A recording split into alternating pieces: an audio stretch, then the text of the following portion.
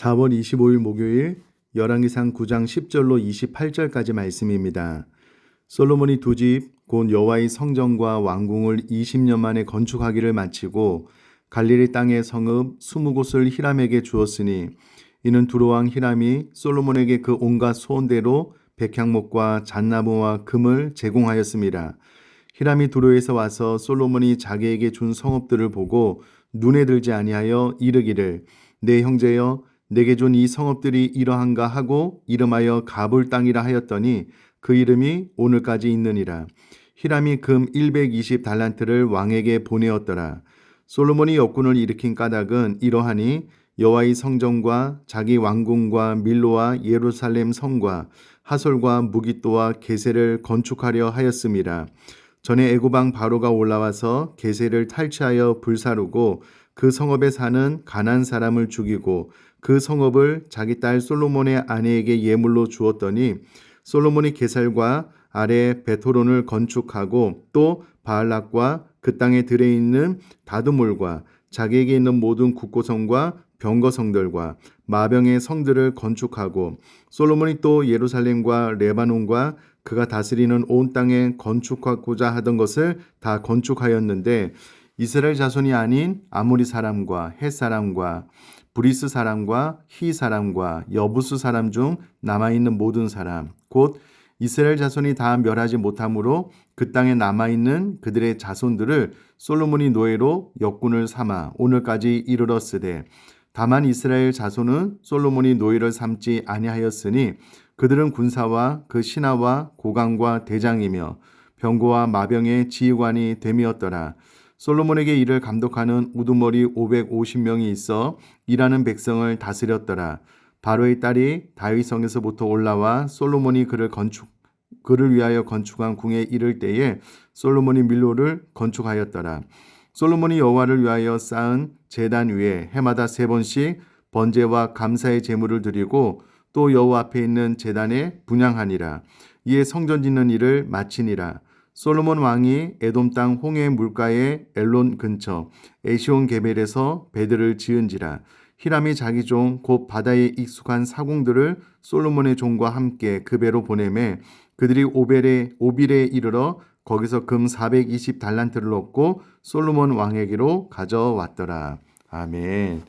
오늘 우리가 읽은 생명의 삶 본문은 솔로몬의 건축 사업과 왕국의 번영에 대해서 기록하고 있습니다.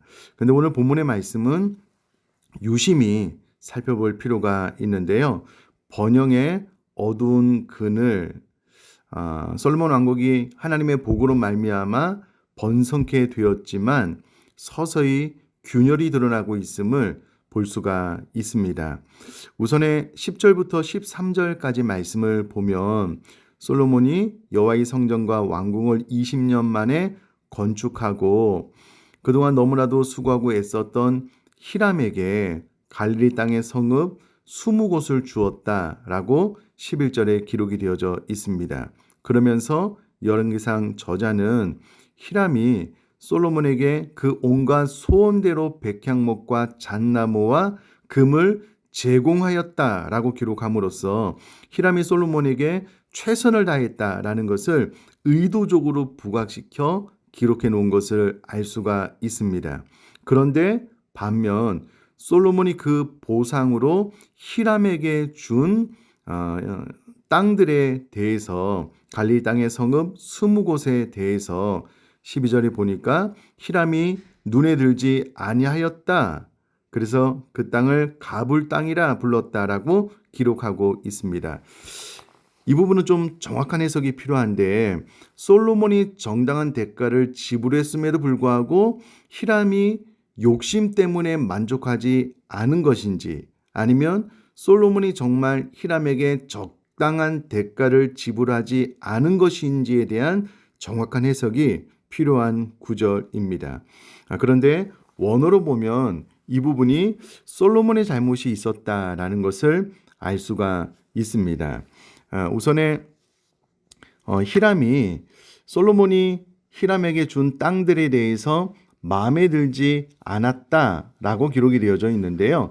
여기선 눈에 들지 않았다라는 것을 원어로 찾아보니까는요. 들지라는 단어는 문자적으로 좌우로 치우침 없이 고든 진행을 의미하고요. 또 윤리적으로는 이익에 좌우되지 않는 공정한 행위를 가리킵니다. 그런데 본문에서는 윤리적 의미로 사용되어서 솔로몬이 히람에게 건축 재료 제공의 대가로 제공한 갈릴리 땅의 20성읍이 히람이 제공한 풍부한 온갖 물품에 비교했을 때 적당치 않은 불공정한 것이었음을 의미함을 알 수가 있습니다.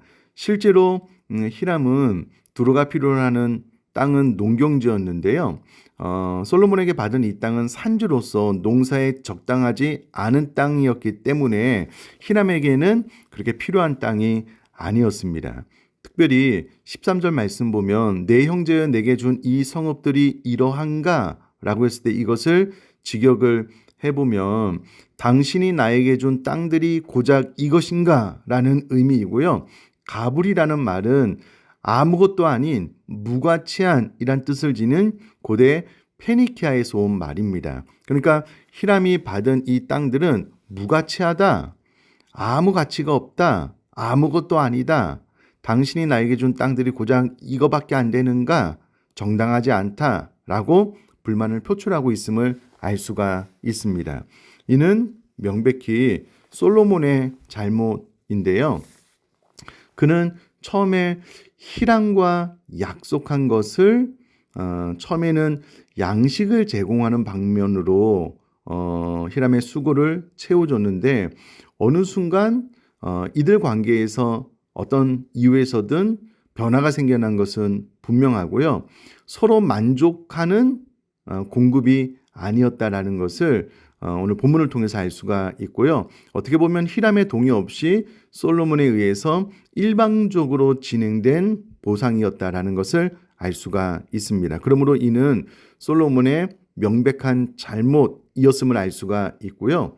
또 하나 우리가 주목해서 봐야 될 것이 무엇이냐면 레위기 25장 23절 말씀 보면 토지를 영구히 팔지 말 것은 토지는 다 내 것임이니라 너희는 거류민이요 동거하는 자로서 나와 함께 있느니라는 말씀을 통해서 하나님께서 주신 땅을 어떠한 이유에서든 이방인에게 양도하는 것은 엄연히 율법을 어긴 것이다라는 것을 레위기 말씀을 통해서 알 수가 있습니다. 이는 어떠한 이유에서든지 정당화될 수 없는데 또 이것이 의미하는 바는 어느 순간 솔로몬이 하나님의 계명을 가볍게 여겼다라는 것을 또 이 땅을 준 대목을 통해서 알 수가 있습니다.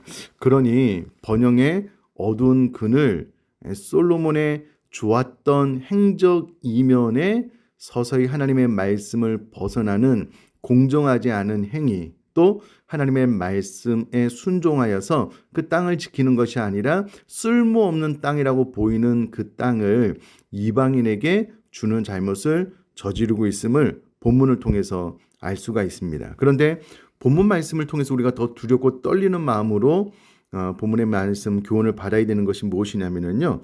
25절에 보면 솔로몬이 여호와를 위하여 쌓은 제단 위에 해마다 3번씩 번제와 감사의 제물을 드렸다는 것입니다. 그러니까 여호와 앞에 있는 제단에 분향을 했다.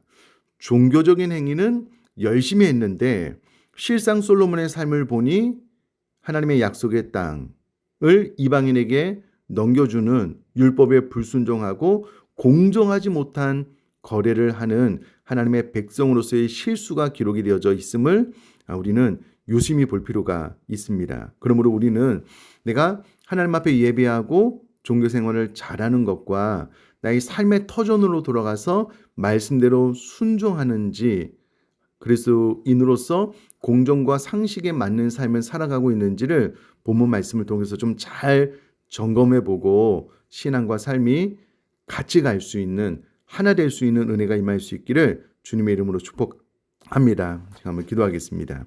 살아계신 하나님 아버지, 솔로몬이 하나님의 축복으로 번영케 되는 복을 받았고 그가 하나님 앞에 잘 예배하는 삶을 살았지만 그러나 그의 삶 이면에는 말씀에 순종하지 않음과 불공정한 거래를 하는 실수를 범했음을 보게 됩니다. 저월이 사랑하는 성도님들, 일평생을 살아가는 동안에 믿음과 삶이 온전히 일치가 되는 예배하는 만큼 삶을 하나님의 말씀대로 살아갈 수 있는 은혜를 허락하여 주옵소서. 감사드리며 예수님의 이름으로 기도드립니다. 아멘.